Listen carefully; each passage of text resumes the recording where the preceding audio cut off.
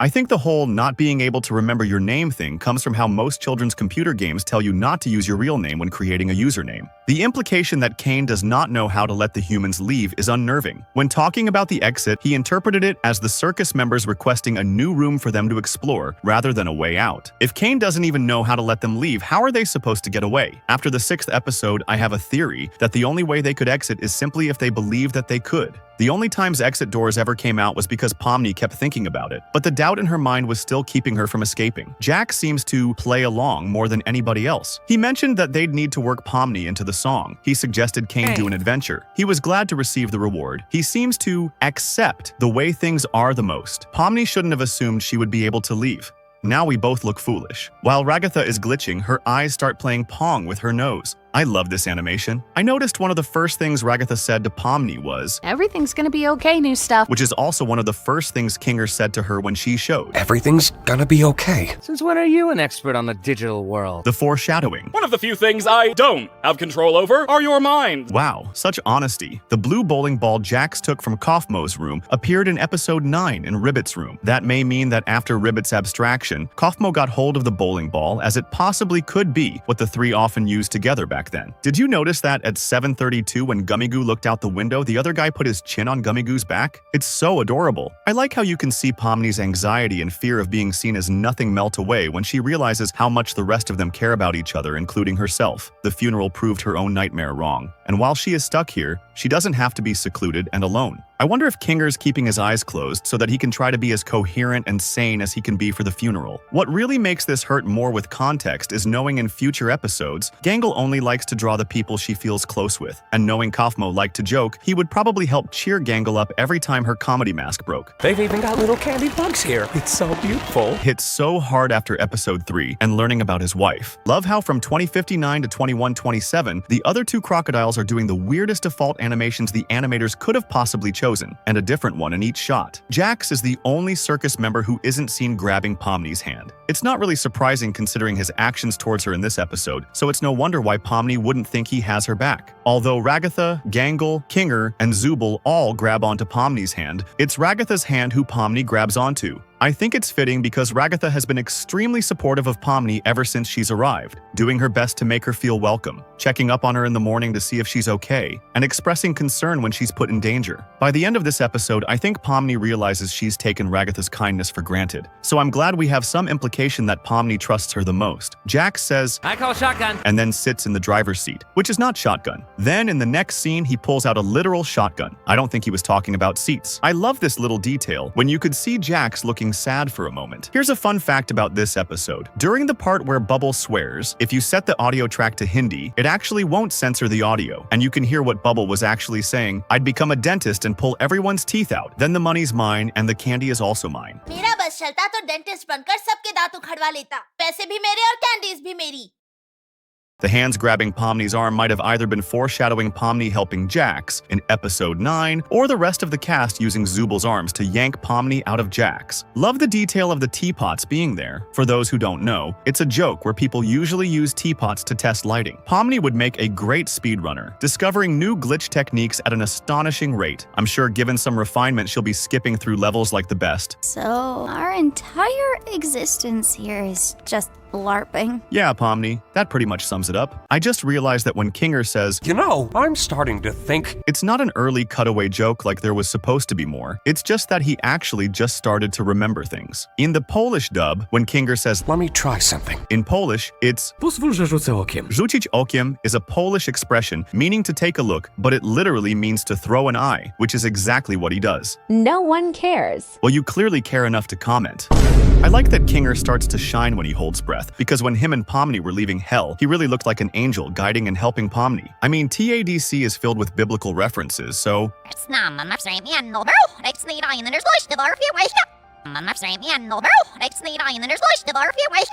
Kinger, 7 years of computer science. Kinger, bug tester. Kinger, hates bugs, computer bugs. Queenie, entomologist. Queenie loves bugs, insects. Queenie, abstracts, which is in itself a bug. Kinger, now loves all three, computer bugs, insects, and his own abstracted wife. The best thing about the conversations between Kane and Zubul is that it really feels like Zubul is trying to talk to an AI. Kane forgets things, starts and stops random topics, and breaks when his main purpose isn't working. Kane. I do not use my adventures to torture my guests! Also Kane's NPC. How's your wife, Kinger? This can't be a hot take. It makes sense that Jax has something embarrassing or useful so long as no one knows what it is when he holds his breath. I think it's as simple as he turns invisible. He has a habit of taking keys to the bedrooms of the other characters, and in episode 2, he took the candy gate key off Ragatha without her even realizing it. Invisibility could be an interesting, viable option. Can't believe Kinger is actually the sanest computer science major alive. Props to him for holding it all together. Wait.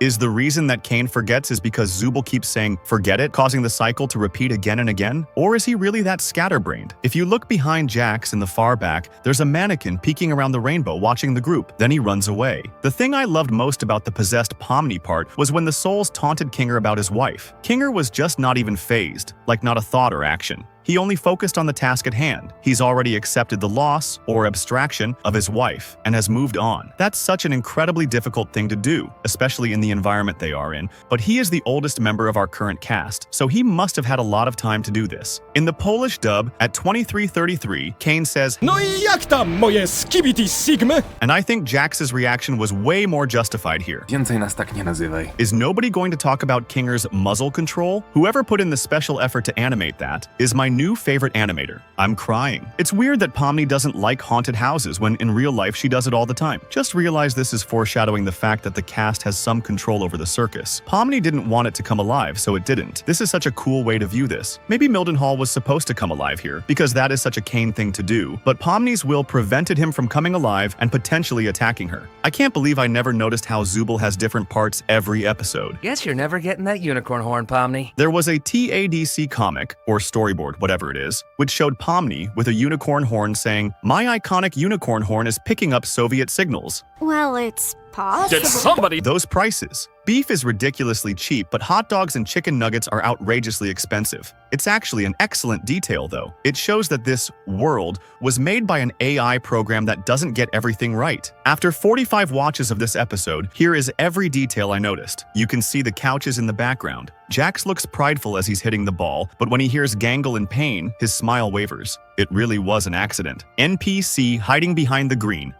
Why do you always gotta do this? What? I just said it was an accident. Unbelievable. You are Why do you always unbelievable! make me out to be the bad guy? I'm not really a bad guy. Oh, right, of course. What was I thinking? If I wanted It's to not hit her, your I fault. would have She obviously just hit herself in knocked the it face in with her the face. ball. I would have Can't hit you her find and I another would have way been to proud of amuse it. yourself that I'm just doesn't always the involve bad torturing guy. people? Everyone else is already looking at Pomni, and Kinger takes like 4 seconds to register he should zone back in. Relatable. So much stuff. First of all, Kane was drawing B's, C and A on his computer, and a sticky note in the background. 57 under that painting in the background. A book that literally just labeled MatPat Theory. Jax wrote "I don't care" on his name tag, and his eyebrows go over top his hat. Ragatha first tries to climb up using her leg. Gangle was about to abstract here. The editing, the music, it's all giving the clear sign that Gangle is completely unstable right now and can be pushed all the way.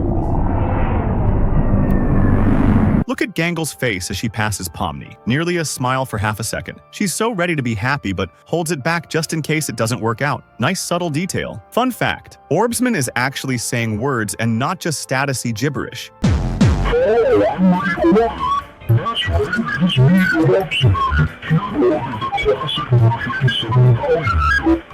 The moment Jax's mood and personality shifts quickly when he leaves the restaurant shows how much he doesn't want to show human emotion to anyone he knows, and it also shows how tired he actually was. As someone who used to work in fast food, the attention to detail here was S tier. Kane mentioning non-slip shoes, those weird rubber floor mats with the holes, the little drawers for the finished burger patties, even Gangle's line. You got time to lean, you got time to clean.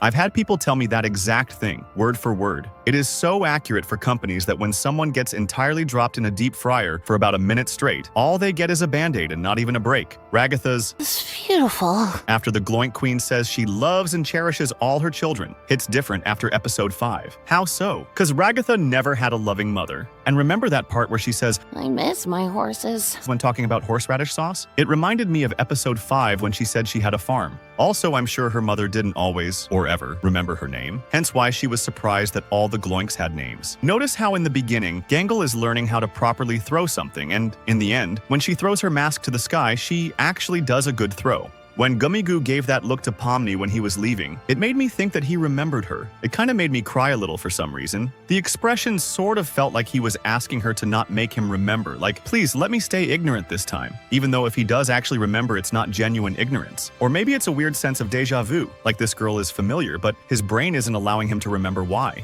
This girl did something big, something bad. Maybe it's best to not investigate. He also reached out to Pomni when Gangle interrupted them at the table but pulled back. Just love how everyone is slowly and truly turning back into a normal being in a normal life. Like Jax's broken and tired personality, Ragatha's tired and lazy work, even if she's the one helping the others in the last episode. Pomni's desperate attempt to talk to Gummigoo, and Gangle's depressed side. It feels kinda genuine to see Jax talks like a sane, normal person with frustration and tired feeling. It kinda feels like he's showing his genuine personality instead of his sadistic persona. It's me here. I kinda agree with that because Jax's pupils are small here. Judging by what we saw in episode 6, when Jax's pupils were small while he was having a breakdown, I really think this scene shows us once more of his true self. Kane just gives everyone a B+, because he doesn't care if an adventure wasn't his idea. Except for the A+, he gave Kinger, who apparently went bull riding. I'd like to think Kane gave Kinger something fun to do out of spite since the others refused to do one of his adventures.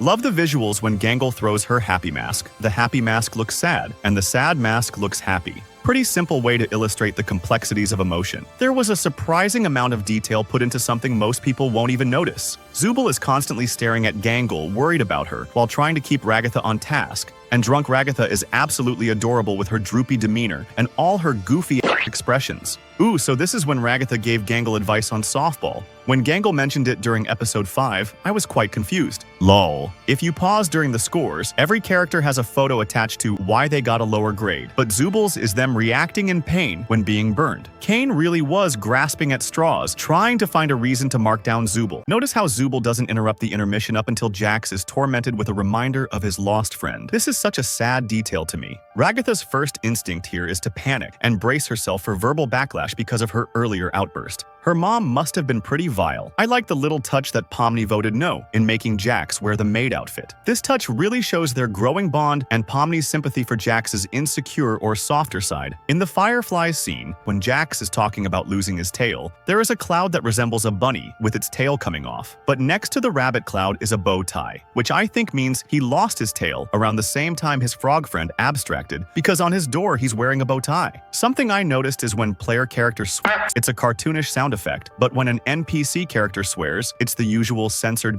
Pomni, being the one that is able to get along with everybody and not simply hating Jax, feels like it's setting up to Ragatha feeling inadequate, since not everybody really likes spending time with her, so she might end up abstracting soon. Jax probably knows this would hurt Ragatha the most, with Gangle and Zooble becoming closer and Kinger being the odd one. Jax and Ragatha both need Pomni to side with them, but if Jax wins, then Ragatha might break. I knew it. Ragatha once mentioned in the fast food episode that she missed her horses, I miss my horses. which was meant to hint that she actually had a plot of land with horses in real life. I love the detail of Jax looking away when Ragatha mentions her mother. It creates an interesting parallel between the two. One handles their trauma through an optimistic attitude, the other handles it through pushing everyone away. His half-finished sentence about, Give me a whiskey sour, but hold the egg white since I'm a vegan. What? I hate this! How is this even possible? I thought Kane couldn't. is pretty haunting. I figure he's saying that he thought Kane couldn't alter their minds or consciousness. He can, on a whim. What else has he tampered with trying to keep them complacent? In the bar scene, after Ragatha finishes talking about her mom, you can see that Jax looks sad for her, and then he decides to break the tension of the memento by talking to Kinger, and making the moment less embarrassing for Ragatha. Brilliant. Can we just talk about the NPC at the end? I remember in one episode where Kane deleted Gummigoo from the circus, because he said NPCs aren't allowed in the circus, because he might lose track of who is real and who isn't. I feel like there's a plot twist coming in the next episode.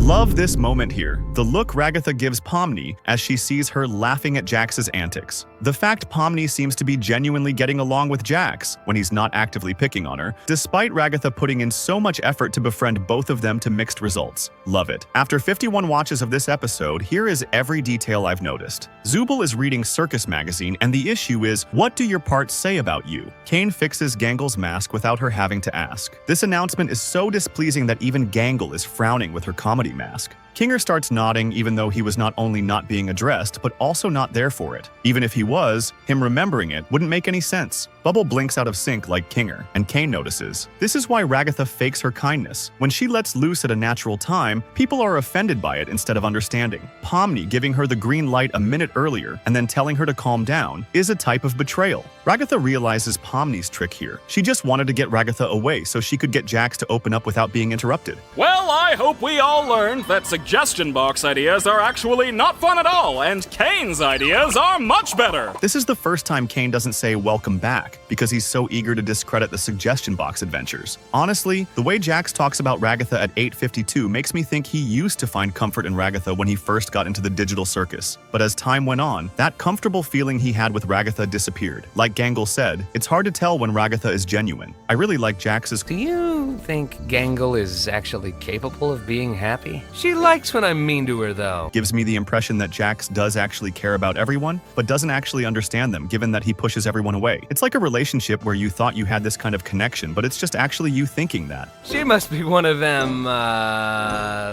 loser. I don't know if I was the only one laughing about that, but why did Jax take so long to say losers? People theorized that it's because he was gonna say weeboo, but then didn't, because it would out him as knowing the word. But he does say Slice of life animes are the worst ones. which implies he may be a weeb too. I love how Jax specifically asked not to embarrass Pomni in the briefings. Fun fact, at 1720 in Russian dub, Bazubal references Skibidi Toilet. Так, я так... In the Dutch, German, Filipino, Indonesian, Russian, and Ukrainian audio tracks, he sings the anthems of the respective countries.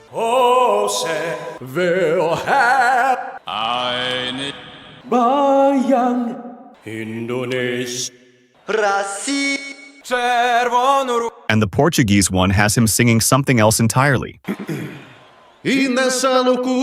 In Portuguese, it sings the unofficial anthem, the song Evidências, which is just an extremely wildly popular and widespread song we have. I'm crying. We now know the reason Ragatha didn't want Pomni to hang out with Jax wasn't because she was getting jealous or that she doesn't like Jax, but because she didn't want Pomni to end up like Ribbit. Jax's reaction to Ragatha talking about her mom's abuse, it reminded him of his own abusive mom, and part of him wanted to open up about it like he did with Ribbit, but decided against it. They foreshadowed the final scene of the series here. Maybe just keep your adventures open at all times and let us do whatever we want when we want. Kinger restoring a heart because he made it up, ricocheting a bullet off all the walls because he said so, Pomni hitting her targets without aiming, Zubul suddenly finding a bunch of weapons in her room. I think the characters can control the digital circus as they see it, but they don't realize it. I like the hint of Jax saying people who are close to abstracting are unpleasant to be around. Meanwhile, Jax is falling apart and hiding it, and acting so unpleasant to be around. I love how safe Kinger is with guns. He keeps his finger off the trigger when he's not aiming, and he points the gun away from others.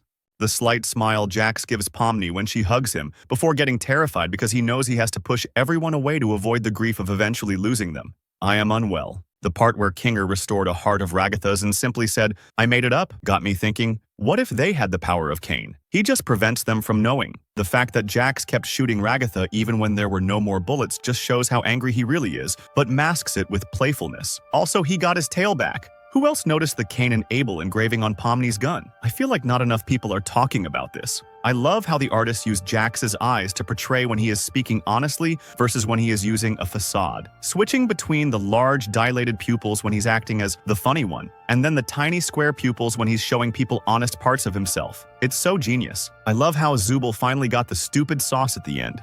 A nice detail is that during his explanation of the situation with Pomni, he hesitates before saying cartoon jester, as if trying to find a way to say it without hurting her. Then the next, you're just a weird little cartoon jester. Although, during his breakdown, you can see him call her cartoon clown, as he is doing his best to push her away. Can you take anything seriously? Dude, you're a cartoon clown. So, yeah, he was really trying to be a good friend before realizing he got too close, at least in his perspective.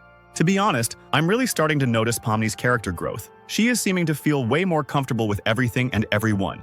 I like the detail on how when Pomni says she doesn't want to kill her friends, she hits the can, but it doesn't budge. Means the circus follows the intent behind what the character wants. That's why Kinger was able to use the butterfly, because he wanted that to happen truly. Ooh, then that means Ragatha didn't actually want to shoot Jax at the start. Yes, exactly. Thanks for noticing that. I was thinking about how strange it was that the gun was fake. I'm the one who causes pain for fun! There's nothing more to me. So please, just stop looking. There's so many layers of meaning behind that, I can't even begin to interpret them all. Fun fact, right after Kane's crash out, you can hear a ding sound, implying that Zubal's request was granted.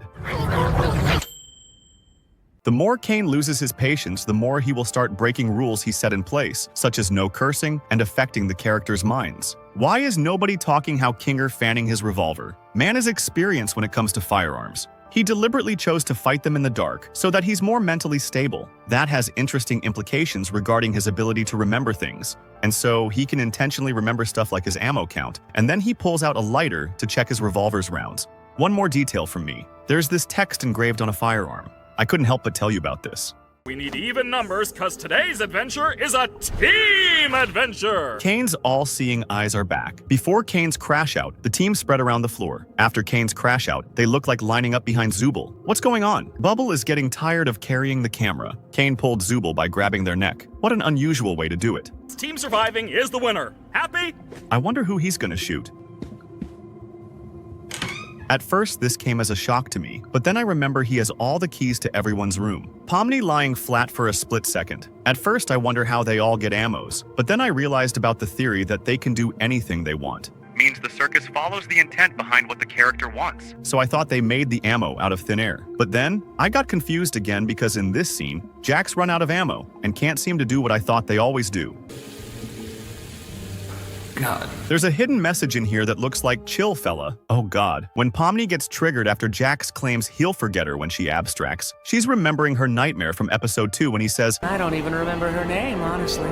That's a deep cut, man. After the 6th episode, I have a theory that the only way they could exit is simply if they believe that they could. The only times exit doors ever came out was because Pomni kept thinking about it, but the doubt in her mind was still keeping her from escaping. It's me here. Remember we talked about the circus going with the character's intentions? I think this is one scene when Jax actually used his free will. I've been looking for this. Thanks for keeping an eye on it, Coffee. I'm gonna head out. See ya. This is the only time we see anyone disappearing in cartoon style. Seeing Ragatha not caring about it makes me wonder if she's aware of her free will too. Sheesh, lay off it. Since when are you an expert on the digital world? 10 out of 10 foreshadowing. I've got keys everywhere, and you've all been fine. After episode 6, I think Jax has the keys so he can check up on them because he's worried about them. But he plays it as him being annoying and intrusive. If he really didn't care, why would he go out of his way to get keys for their rooms in the first place? Jax is being such a brave boy sitting that close to the plate of corn. When Kaufmo funeral is mentioned, Jax seems sad in a split second and then shrugging off the whole thing and bailing. It shows what we all saw in episode 6. He actually cares the most and is absolutely terrified of being crushed by the pain and loss and eventually get abstracted himself. Never noticed it before. My theory is that when Gangle is walking in the fast food place and she had those weird thoughts, I think she was going to abstract. But when Pomni said, I can close for you if you want. that brought her back to life. Ooh, that's entirely possible. There are similarities in the scene between Gangle's depressive episode and Jax trying to calm himself in the bathroom at the end of episode 6.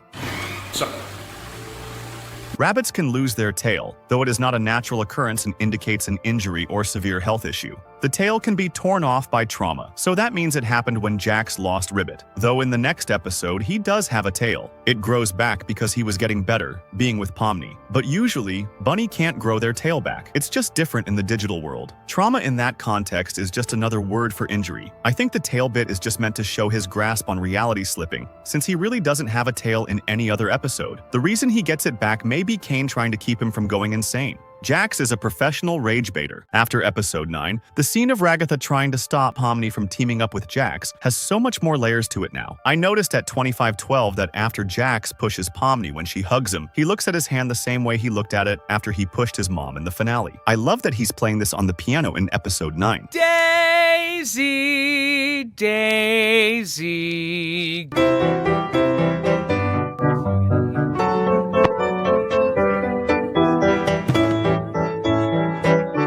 The grenades have always been there. It's interesting Kane says, Come on, guys! You know I'm just here to have fun! As opposed to, say, I'm just here to make sure you have fun. We met up with Abel. He says he was one of the original programmers and he knows how to shut off the game and free us.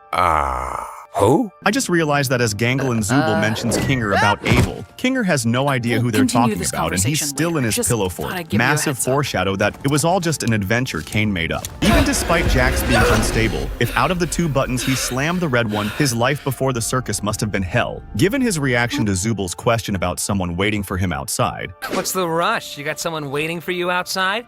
Don't you?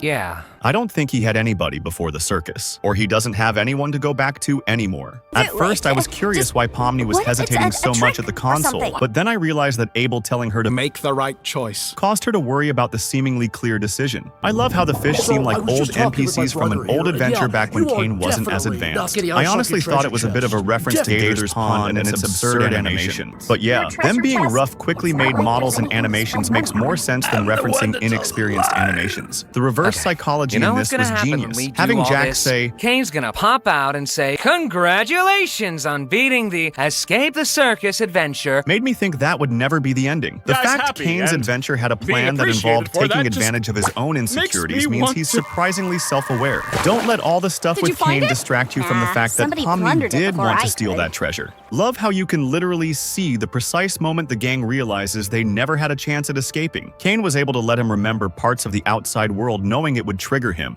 and make him panic to press the stay button.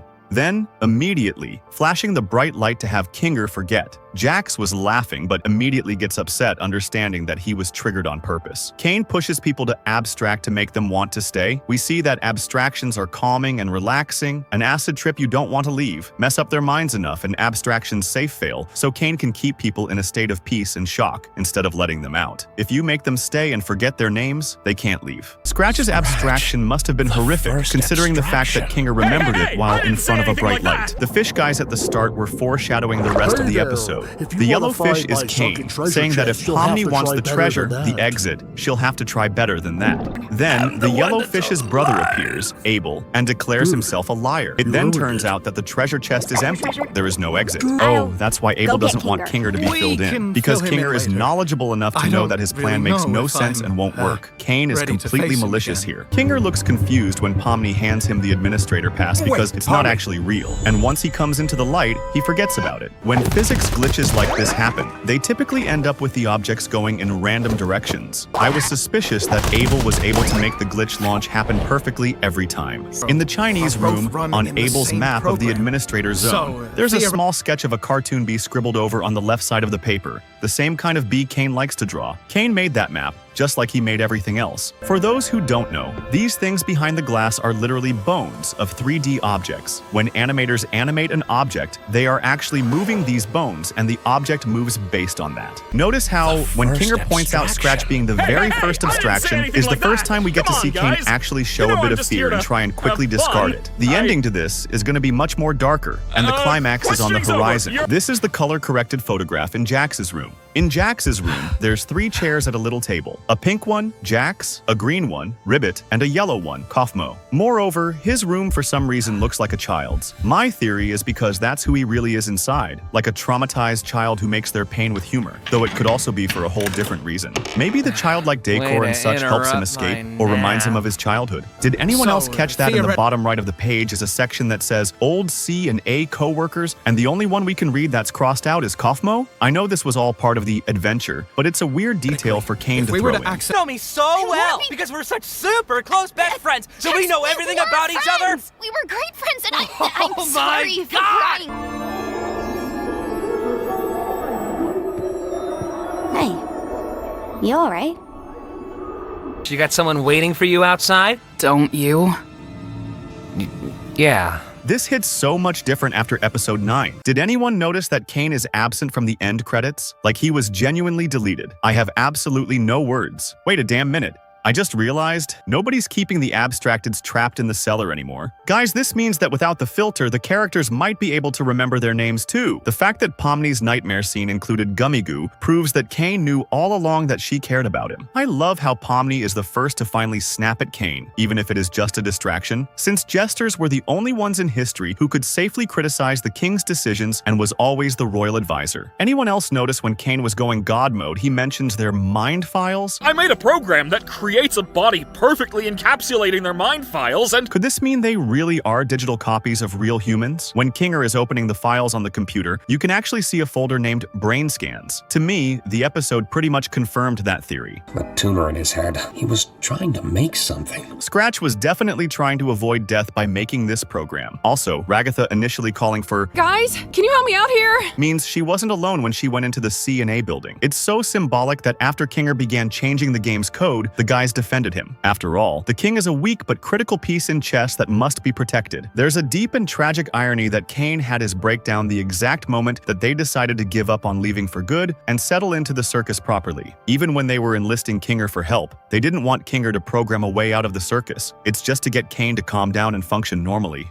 Man, error. Protected by 57x immersive AI defense system. This is a long but interesting comment, so I'll show it in small chunks. I read the terminal data. Kinger had no intention of deleting Kane, but when he tried to restore a backup, he selected an empty backup, which the system determined to be a delete request by default. Kinger tried to stop the deletion by putting no, N, but due to Kane's emergency protocols, all negative inputs were converted to positive. The backup process started deleting Kane, and Kinger tried to see if saying yes would be inverted to no, but it didn't. So Kinger tried to abort the backup deletion, but Kane's second security protocol locked the computer. So in short, Kane practically deleted himself. Fun fact, during the cafe scene, Pomni gets teleported to the first trailer for TADC. In the first trailer, she's in the position of eating a sandwich, like she was about to do, and then gets knives thrown at her. Then she's teleported back with the knife in the exact same position. Not anything good. What? now, ladies and gentlemen. Well, experience. You can see that the code when Kinger writes it in CMD that tells us 1996 Kane was built, 1999 Scratch was added to the circus, 2008 Ragatha was added to the circus. I just looked through the code on the computer, and this says, wow, you always was resourceful GAN or something like that, so I think Kinger's real name is Grant. Notice in Jax's torture, we see Pomni appear alongside Kaufmo and Ribbit, and only those three. He definitely sees her as much of a friend as the other two once were. I love the touch that when Kinger curses right before Kane dies, even the censor bar is bugging out. The only thing holding Kane back is the fact that he likes us. Oh, how that changed. I noticed how Pomni looks at her reflection and touches her face again, just like in the first episode. But this time, she uses her red hand, whereas in the pilot when she was in front of the mirror, she used her blue hand. In an earlier episode, Gangle leaves the adventure portal, holding her broken happy mask, and Kane notices and fixes it. In this one, the same thing happens, but he's too busy insulting them to notice, care, or just repair it. A less noticeable way to show the difference in his attitude. You think I'm capable of abstracting? Yes, Jax. Yes, we do. Everyone talking about Jax and Ribbit, but Kaufmo being revealed to having a normal-ass office voice is the funniest part of this. In this world, the worst thing you can do is make someone think they're not wanted or loved. Hits different after the Ribbit backstory. I love how when Kane shows Jax's human form, he takes off his hat as a sign of respect. Pomni honoring Jax by making the final fourth wall break of the series is something that makes me want to sob uncontrollably. I'd also like to mention Pomni is seen trying to learn how to play the piano in the end credits band scene. That's pretty cute. I love how, at the end, Kane is standing on the ground with the others instead of floating above them. It's a small detail that really shows the progression of his character. The fact they had a round table too. He's finally part of the group. I'm so glad that while this series was inspired by I have no mouth and I must scream, it didn't end like that story. I have a mouth and I can smile. If you are wondering, Kane rolled a 5 and a 7. A nice little hidden detail. I love the small detail of the food looking way more polished than in the pilot. Like Kane is putting thought in to make sure they all enjoy it. Or, you know, maybe it's just because Bubble the Chaos Gremlin didn't cook it. Oh my god. It's such a nice detail that Pomni is also there with Gangle in the drawing and not just Zooble. The Amazing Digital Circus, 2023 to 2026. It's been an honor watching this show. I'm really gonna miss it. Thank you, Glitch. And thank you, Gooseworks.